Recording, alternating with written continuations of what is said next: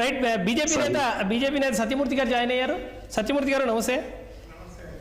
ఏంటి ఏపీలో జరుగుతున్న పరిణామాలు? అంటే ఒక రకంగా ముఖ్యమంత్రి గారు అలర్ట్ అయినట్టున్నారు. ఇవాళ టీడీపీ నేతలు కొంతమంది వివాదాలు చిక్కుంటున్న పరిస్థితి, ఈ రకంగా చేయడం వల్ల పార్టీనే కాదు ఇవాళ ప్రభుత్వం కూడా బంధం అవుతుంది అని. సో ఎట్లా చూడాల్సి ఉంటుంది? నమస్కారం అండి. ముందుగా మీకు చారునాయుడు గారికి, అలాగే ఈశ్వరయ్య గారు, అలాగే మన బండా రామప్రసాద్ గారికి అందరికీ కూడా నమస్కారాలు. మీ ప్రేక్షకులందరికీ కూడా ఒక విషయం అయితే సుస్పష్టం అండి.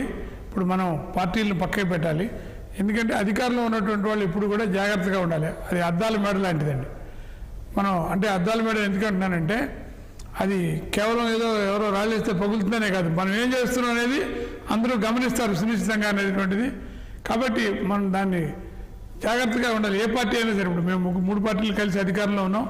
అయితే గతంలో మాదిరిగా కాకుండా ఇప్పుడు గతంలో మనం చూసాం చాలా సంఘటనల్లో పోలీసులు కూడా వాళ్ళకి ఒత్సాసు పలుకుతూ ఉన్నటువంటి దానికి తగిన ప్రతిఫలం దానికి అనుభవించారు అందరూ.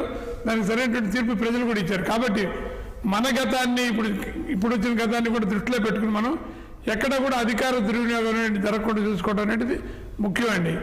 ఇప్పుడు మీరు చెప్పేట్టుగా అది జరిగిందా, చేస్తారా? ఖచ్చితంగా చేస్తారు. చిన్న సంఘటన జరిగినా కూడా భూతద్దంలో చూపిస్తుంది ప్రతిపక్షం.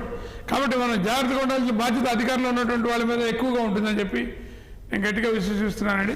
కాబట్టి ఈ సంఘటనలు ఏదైతే 2-3 సంఘటనలు ఇప్పుడు మీరు స్క్రోలింగ్లో వేశారో లేకపోతే చేశారో, ఆ ప్రసాద్ రెడ్డి గారి వైఫ్ కావచ్చు, లేకపోతే అక్కడ ఉన్నటువంటి గల్లా మాధవ్ యొక్క భర్త కావచ్చు, లేకపోతే అస్మిత్ రెడ్డి కావచ్చు, ఎవరైనా వాళ్ళంతా కూడా గౌరవప్రదమైనటువంటి ఒక ఎమ్మెల్యే స్థాయిలో ఉన్నారు. అలాగే ఎమ్మెల్యే కుటుంబ సభ్యులు వాళ్ళు కూడా ఏంటంటే ఆ ఎమ్మెల్యేల యొక్క గౌరవాన్ని, పార్టీ గౌరవాన్ని, అలాగే దీన్ని కాపాడాల్సిన బాధ్యత వాళ్ళ మీద కూడా ఉంటుంది. కాబట్టి ఎక్కడా కూడా దురుసుగా పోకుండా సంయమనంతో ఉండి పార్టీకి చెడ్డ పేరు రాకుండా చూసుకోవాల్సిన బాధ్యత ఖచ్చితంగా ఎమ్మెల్యేల మీద, ఎమ్మెల్యే కుటుంబ సభ్యుల మీద కూడా ఉంటుందండి. ఈ విషయంలో ఖచ్చితంగా జాగ్రత్త తీసుకోవాలి. మనం దాన్ని ఏదో సమర్థించుకోవడం లేకపోతే విమర్శించడం కాకుండా, ఎందుకంటే వాళ్ళు చక్కగా చూస్తుంటారు ఎక్కడ దొరుకుతుందో మాకు ఛాన్స్ అని, అప్పుడు ప్రతిపక్షాలు చూస్తుంటారు. కాబట్టి దీన్ని దృష్టిలో పెట్టుకుని మనం వ్యవహారం చేయాలని చెప్పేసి అన్ని పార్టీలకు కూడా అధికారంలో ఎక్కడున్నా సరే, ఇప్పుడు కేంద్రంలో మేము అధికారంలో ఉన్నాం, రాష్ట్రంలో కూడా మేము అధికారంలో ఉన్నాం. మా ఎమ్మెల్యేలు కాదు ఏ ఎమ్మెల్యేలు అయినా సరే కూడా దురుసుగా ప్రవర్తించడం అధికారులతో అనేది తప్పు. కాబట్టి దీని పట్ల చాలా శ్రద్ధగా జాగ్రత్తగా ఉండాలనేటువంటిది నా అభిప్రాయం అండి. రైట్. సత్యమూర్తి గారు, ఇక్కడ చాలా ఇంట్రెస్టింగ్ పాయింట్ ఏంటంటే నిన్న ముఖ్యమంత్రి గారు క్యాబినెట్ మీటింగ్ తర్వాత ఆఫ్ ది రికార్డులో చెప్పడము, ఈ పరిణామాలన్నీ కూడా కొంత సీరియస్గా చూడాల్సిన అవసరం ఉంది.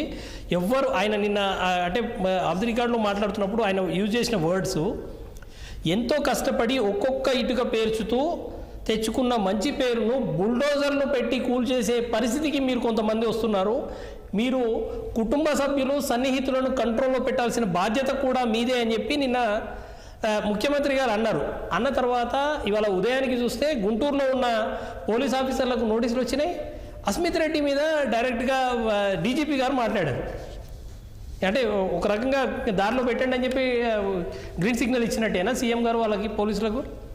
అంటే ఇప్పుడు అధికారులు కూడా ఎలా ఉంటారంటే, ఇప్పుడు ప్రభుత్వం యొక్క ఎవరైతే ప్రభుత్వ అధినేత చంద్రబాబు నాయుడు గారు ఉన్నారో ఆయన స్ట్రిక్ట్గా, సిన్సియర్గా, సీరియస్గా చెప్తే వాళ్ళు కూడా దాన్ని అమలు పరుస్తారు వాళ్ళు ఖచ్చితంగా. అంతేగాని ఇప్పుడు ఏదైనా కూడా రాష్ట్రంలో లా అండ్ ఆర్డర్ని మెయింటైన్ చేయాల్సినటువంటి బాధ్యత ముఖ్యంగా హోంమంత్రి, తర్వాత ముఖ్యమంత్రి మీద, డీజీపీ మీద ఉంటుందండి.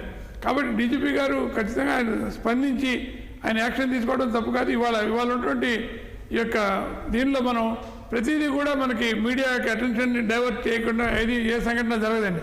చంద్రబాబు గారు చెప్పింది కావచ్చు, లేకపోతే అంతకుముందు మంత్రి గారి భార్య చేసిన పని కావచ్చు, గల్లా మాధవ్ గారి భర్త, ఏ వ్యవహారమైనా సరే మీడియాకి అటెన్షన్ని తప్పించుకోలేవు.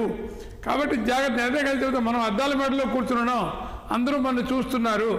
కాబట్టి మనం జాగ్రత్తగా ఉండాలని బాధ్యత మన మీద ఉందని దాన్ని మనం గుర్తెరుగు చేసుకుంటే మనకు కూడా ఒక ఇమేజ్ పెరుగుతుంది మన పార్టీ. అదే చంద్రబాబు నాయుడు గారు చెప్పారని అన్నది కూడా మీకు మీడియాలో వచ్చింది కదా, అది మీడియాలో రాంది మీరు చేయట్లా. దానికి కూడా దేర్ ఇస్ అన్ ఎవిడెన్స్.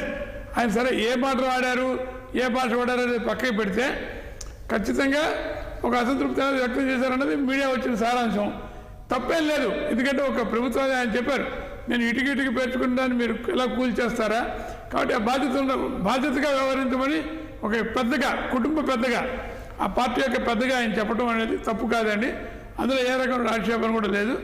కాబట్టి దాన్ని చెప్పినా చెప్పకపోయినా కూడా మనం దాన్ని పాజిటివ్గానే తీసుకోవాలి. మిగతా ఎవరైతే ఎమ్మెల్యేలు కానీ మంత్రులు కానీ అందరూ కూడా ఆ కుటుంబ సభ్యులు కానీ. కాబట్టి జాగ్రత్తగా ఉంటారని మనం ఆశిద్దామండి. ఎస్ బండారామోహన్ గారు.